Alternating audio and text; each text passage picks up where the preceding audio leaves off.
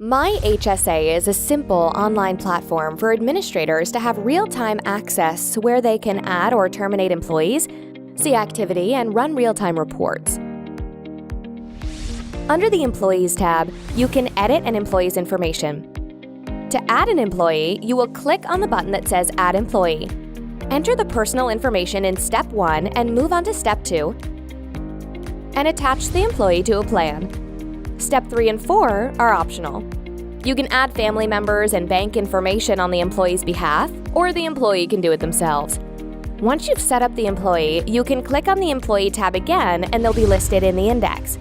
As a plan admin, you can also access and pull different reports for any tax or accounting purposes.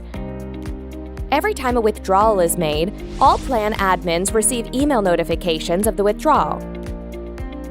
The bank rec report will show you all the transaction activity, dates, fees, and taxes. To run a bank rec report, just click on Reports, pick your to and from dates, and select it from the drop-down. Other reports are available in real time for things like taxable claims and overall plan utilization. We hope you enjoy the easy administration and tracking of employees, claims, and transactions that can be done all through your plan admin account.